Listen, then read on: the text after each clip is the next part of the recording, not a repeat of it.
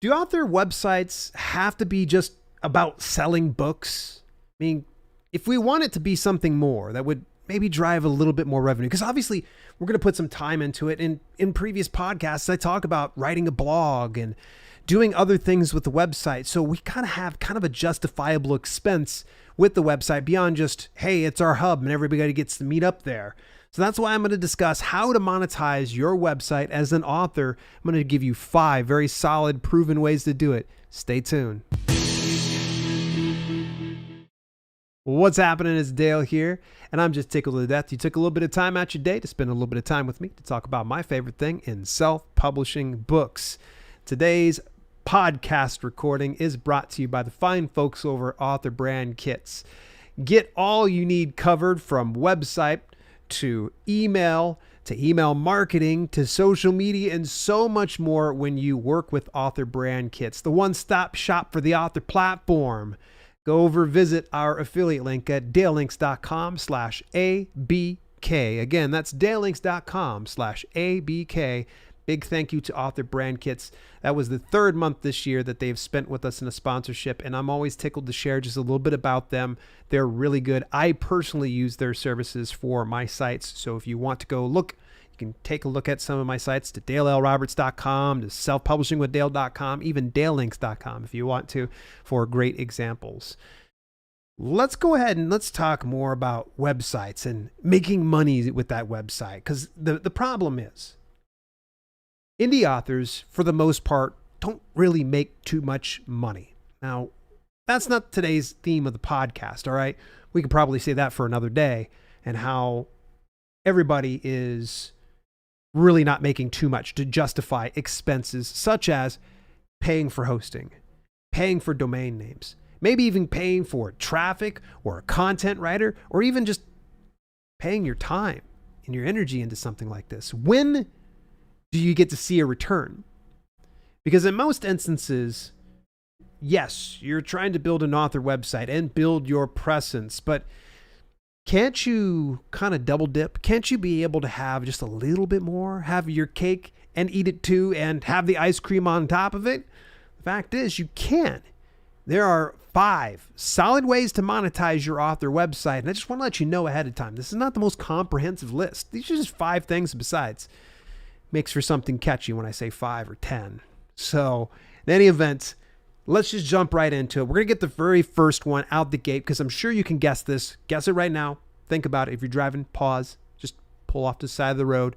You're going to think about this. What's number 1? Probably your books. Okay? If you've got an author website, you should definitely be trying to sell your books. I know I said it right at the beginning of the podcast. I gave you the answer to this one. But I think a lot of people think too often, well, let me set up my author website, and then they just leave it.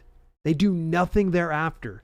They don't optimize it by putting in different links to their titles and other areas, or even for that matter, selling it themselves. And there's a couple of options you can consider when you're trying to sell your books on your website. You can make it super simple. A PayPal button.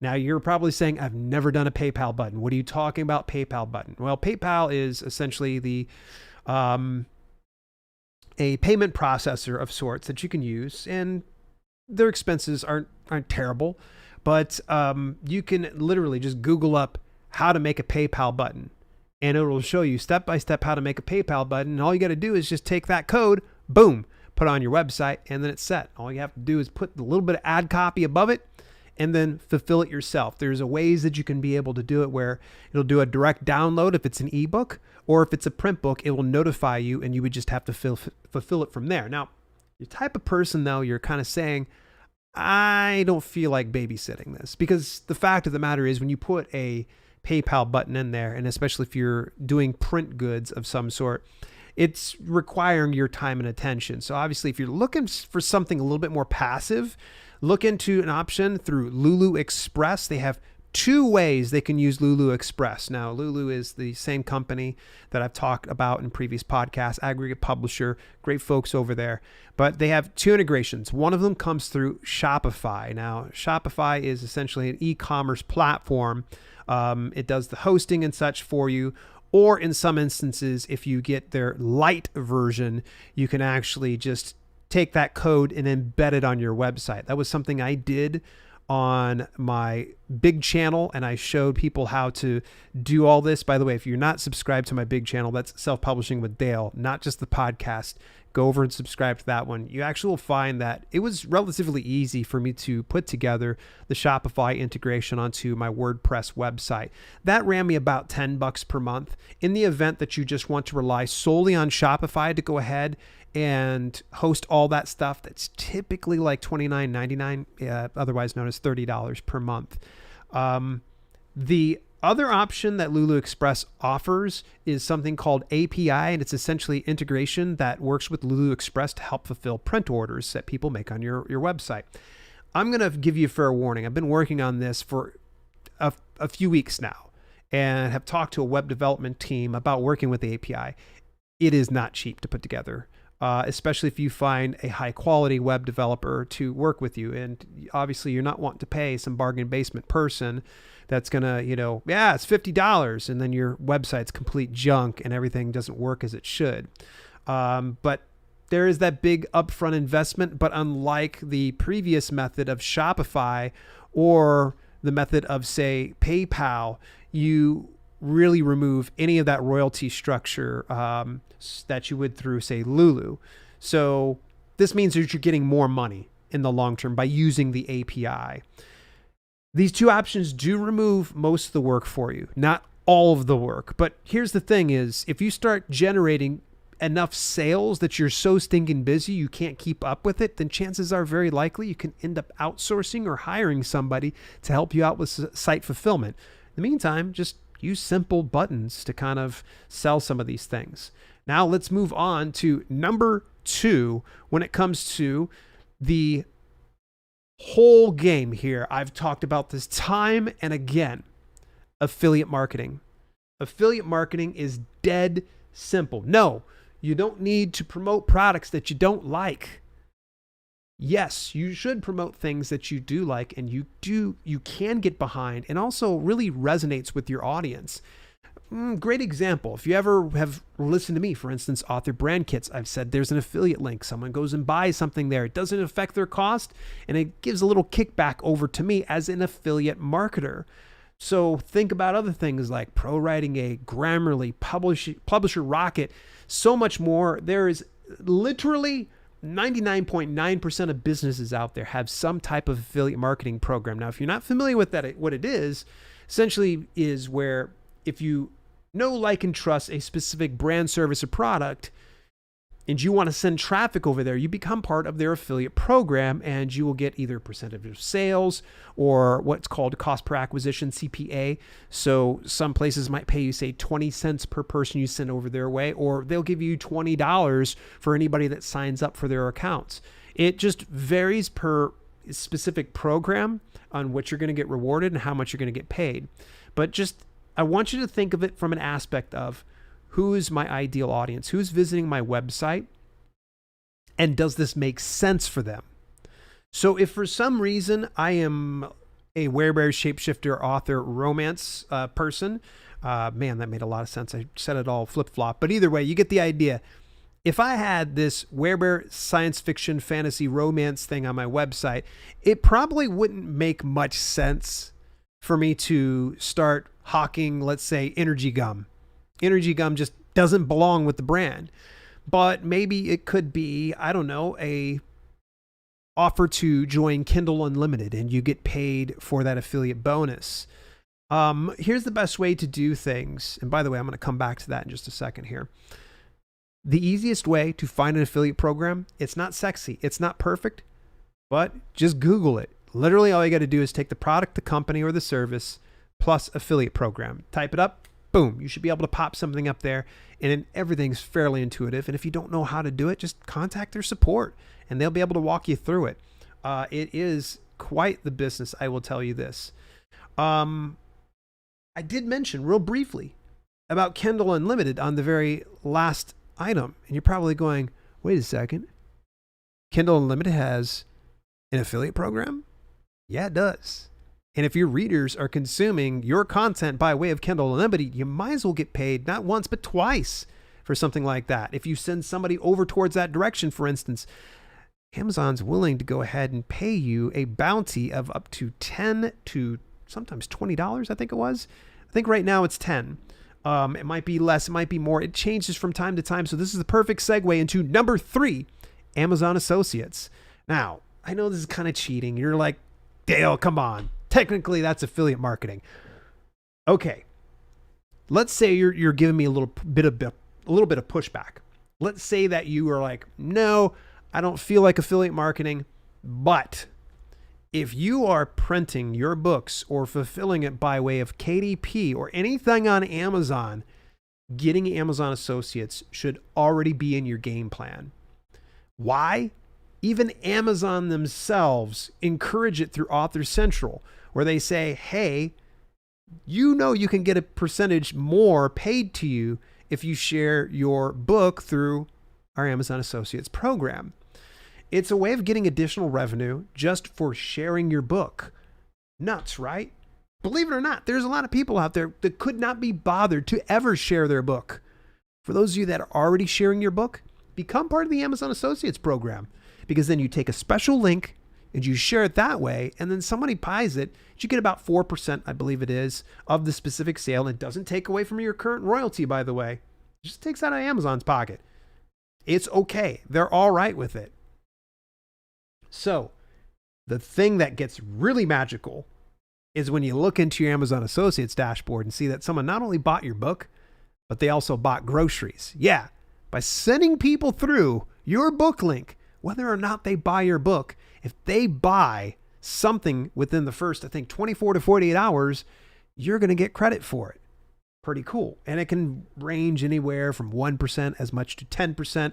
It just varies on the specific item that's being bought. So use those links on your website.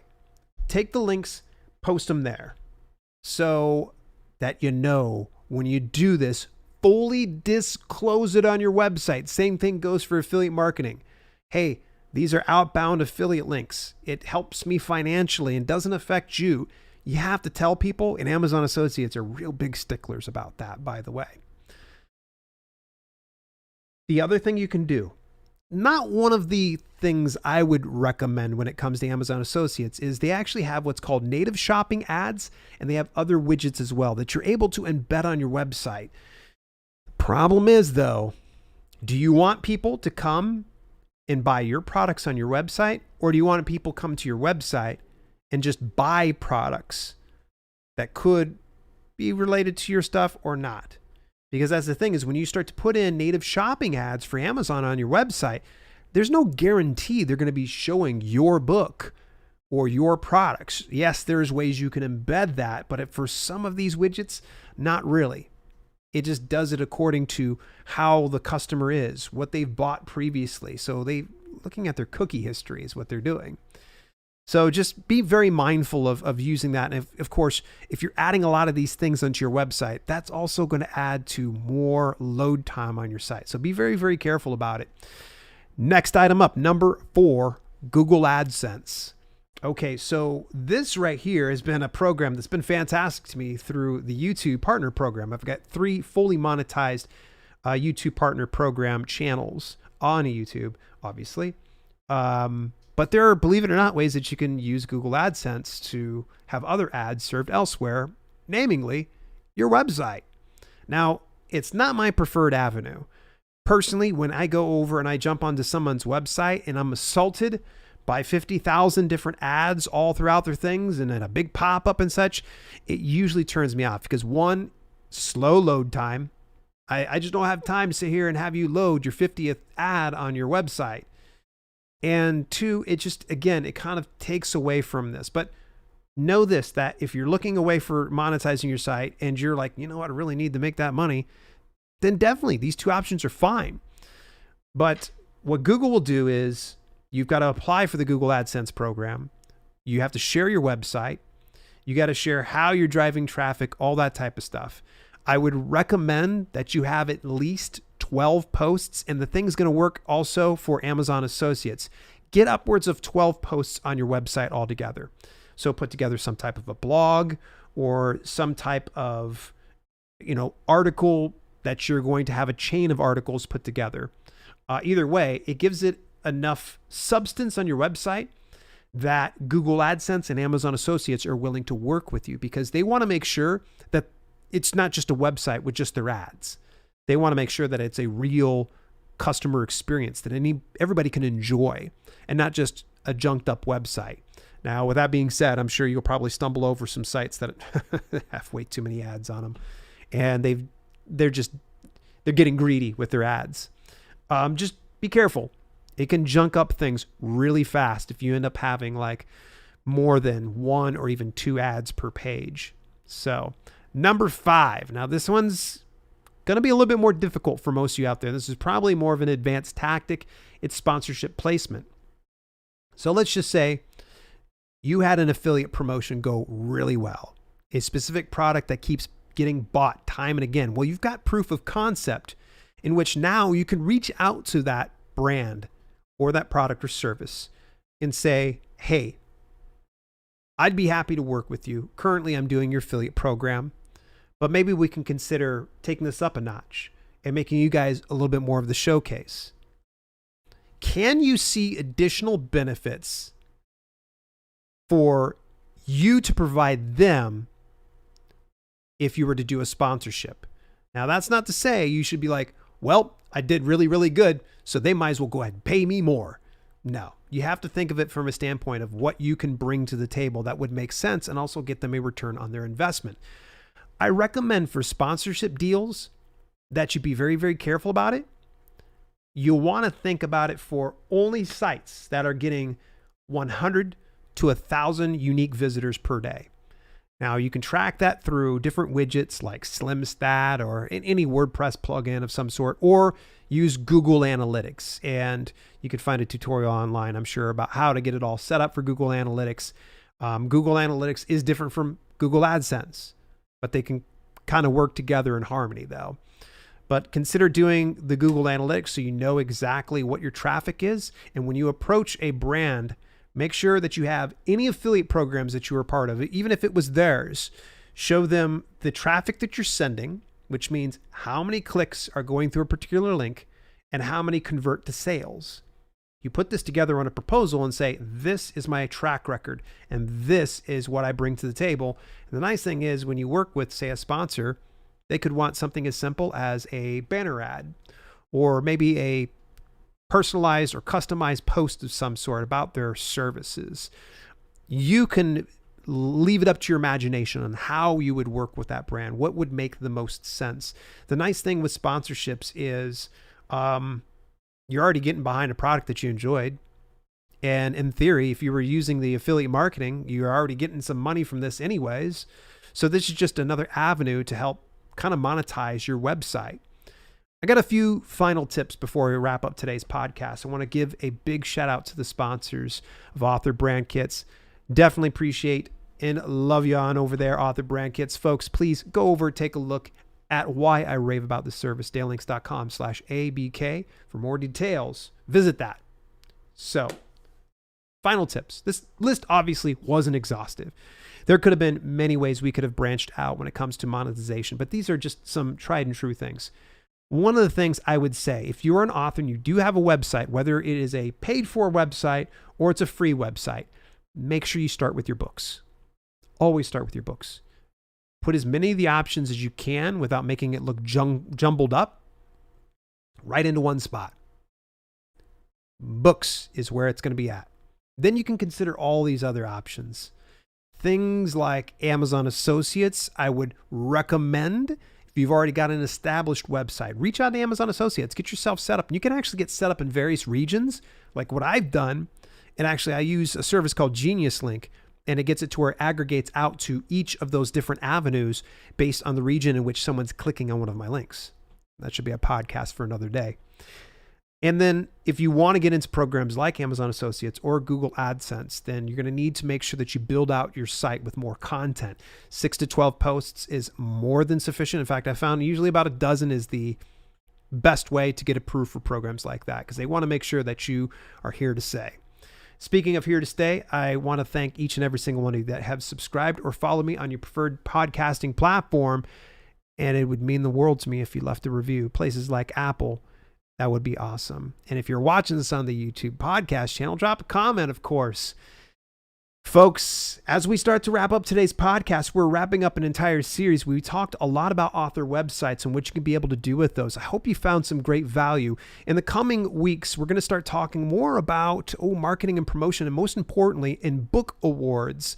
This next week, we're going to talk about, are book awards worth it? Well, not sure. Make sure you stay tuned to today's podcast, and I will see you next week.